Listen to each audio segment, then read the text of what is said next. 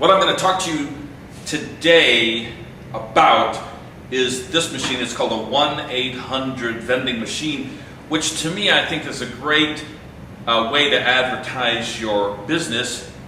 Make your phone number your name. 1-800 vending. That's the name of this vending machine. It's got 3 canisters. Some people call these heads. So this is a 3-headed machine. There's some people when they count their machines. Now normally this isn't that tall.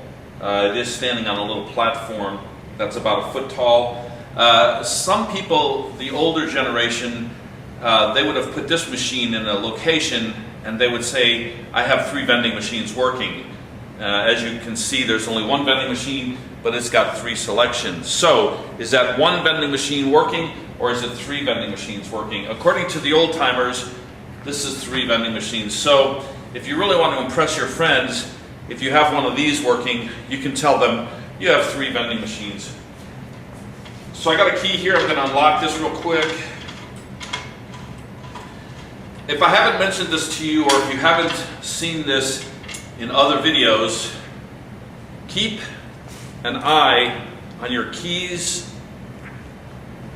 and your lock, because people do steal these. For some reason, I've had people steal my keys. I leave them on a table, I leave them on a countertop, and people steal them. Maybe they think that I left the keys in the car, I go get another key, and I come back, I lock up the machine, and they have a key, they have a spare key.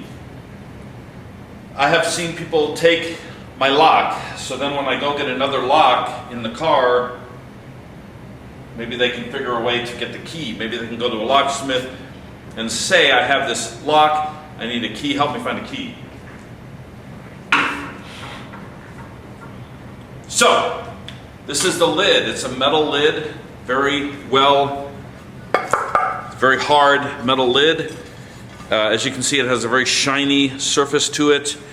It will get corroded, it will get rusty if you leave it out in the rain, or if you leave it somewhere where there's a lot of moisture. I had a machine like this in a place that sold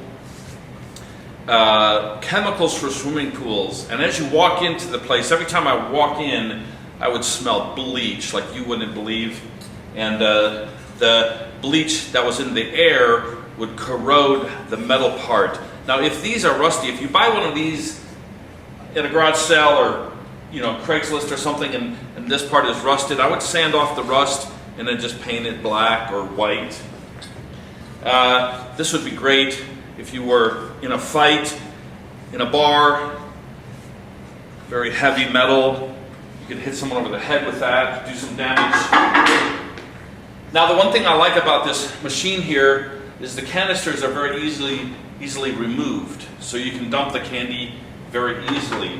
This machine itself has a little plastic back piece, a very thin piece of plastic. As you can see, it's very thin, and this keeps the light from doing damage to the candy if it's sitting in a window. If the window is back behind me, this will keep the sunlight from damaging. And the thing that I noticed about the vending business, the bulk candy vending business, is damage will happen to your candy more from the light than the heat. The chocolate does not melt. In fact, the chocolate actually turns into a powder. Now, if you want to change out this canister, let's say, as I said, it's easy to switch out the candies. You can just dump them from one canister to another, or you can dump them into a bag. Now, if I want to change out the amounts that are given, I'm going to have to remove these 4 screws that you can see in here. Okay, there's one up at this corner, there's one on this corner up here, there's one down here on the bottom, and there's one on the other side. It's hard to do it this way.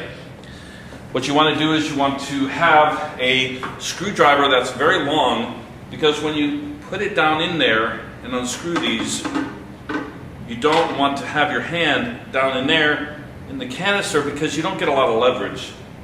So let me do that real quick. I'll take these screws off real quick.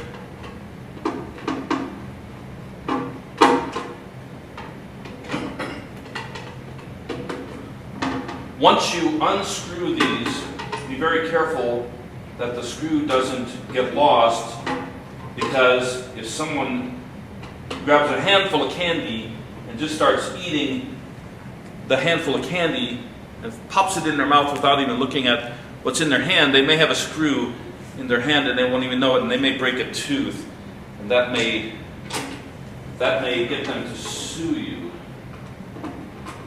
Okay, once all of the 4 screws are loose, you can remove this plastic part very easily. Remember, don't lose the screws.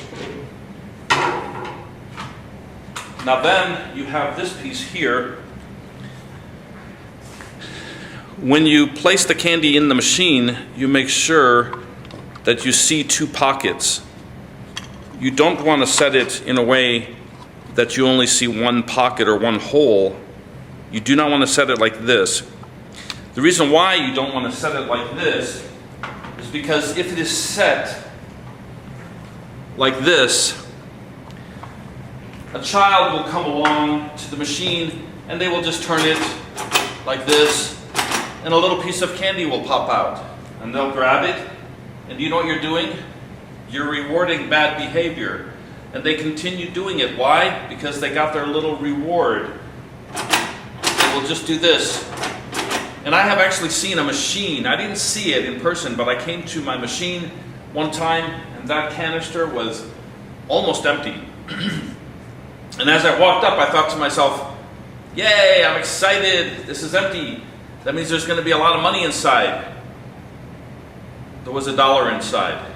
And I didn't understand what was happening, but it was because I didn't set that wheel. I didn't set this wheel correctly. So remember, you want to be able to see 2 pockets. Now, if you don't remember to look for 2 pockets, what you can do is you can put your finger inside. And if this is correct, this is the front. If you stick it all the way up to the second knuckle, then you know it's in the proper position. If it's not in the proper position, like this, once you put your finger in, you'll only be able to go up about 1 knuckle. Okay? And that's how you can tell whether it's in the right position, even if it's full of candy. Okay, so let me take these out. Now, if you want to allow a smaller amount of candy to come out, you can take this piece off here. I'll set that down on this table. Then you have this wheel here. This pops out easily, like that, and that has these pieces here. And what you can do is there's 3 screws here. You just remove these 3 screws, and then you can change it, and let me show you what it'll look like on the inside.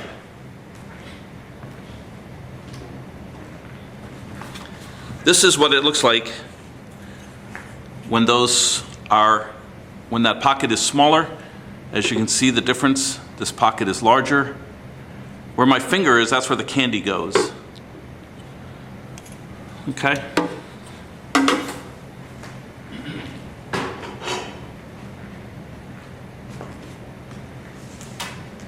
This is the next piece that comes off of the machine once you get the 3 canisters off. Now it looks very similar whether you flip it this way or this way. But there is a back, there is a front, there is a top, and there is a bottom. And if you don't know how to find that, it says right there, front, and that says top. So you know which is the top and which is the front. So when you set it back in, you want to make sure that it's set flush. And let me show you.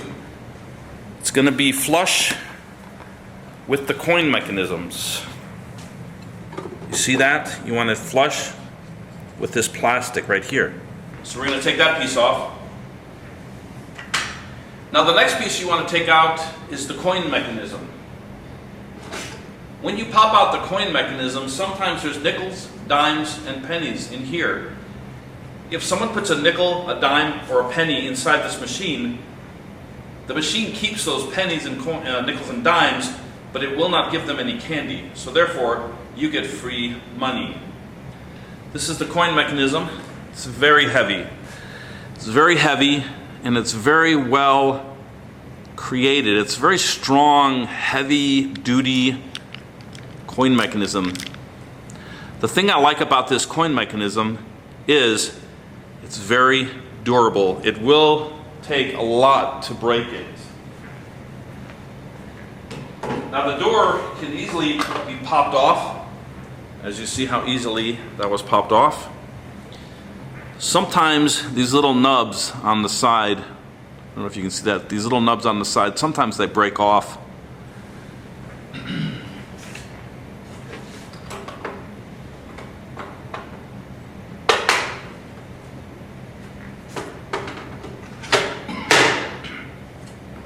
Now sometimes when you're putting the coin mechanism down, it kind of doesn't go down all the way, and I'll show you on this, I'll show you with this camera.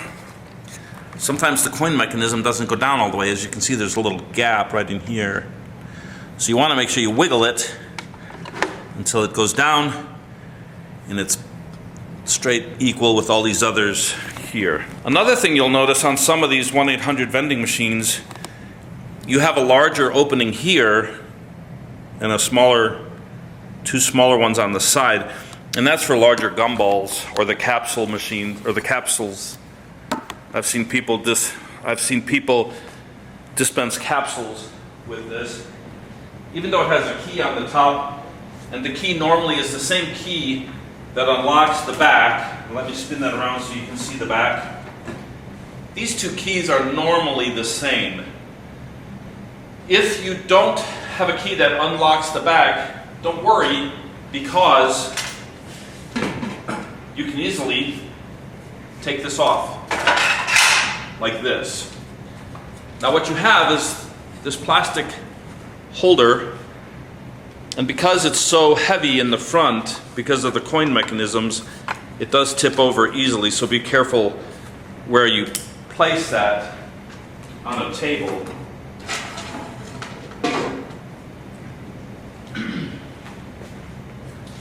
And there's a little coin in there. Now, I'm going to let you see what this looks like up close. So this is the back of the machine, and as I said, there's a little key or a lock, and normally that lock will be the same key or use the same key that unlocks the top. And here's the tray. Now the tray is usually where the money is. So each canister has its own little pocket for the quarters, and a lot of times you'll see pennies, nickels, and dimes fall in here. Lots of times you'll see lots of nickels, dimes, and pennies.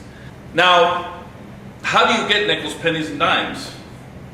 I don't want you to steal from people. That's not what I'm asking you to do. But what I'm saying is, if you place a machine like this one, this 1-800 vending machine, in a place where there's lots of traffic, and I'm not talking about employees, because when an employee puts a nickel in this machine and finds out it doesn't work, he's not going to do it again. He may do a dime or a nickel or a penny once, but once he realizes he's wasting his money, he won't do it again. So employees may put money in the machine, a nickel, a penny, and a dime, and they'll see that it doesn't work, and they won't do it again. But when people come, like let's say a grocery store, when people come over and over and over, and they only see this machine for the first time, they may try a nickel or a penny or a dime. And these machines will not give them back their nickel, penny, or dime. And the machine will not give them any candy. So therefore, you get the money. So this is one way to get free money in the vending machine business. I hope you enjoy these videos. If you like these videos, give us a thumbs up or give me a thumbs up. If you really like these videos, please subscribe. And I will see you in another video, or you will see me in another video, and you'll see my vending machines in another video.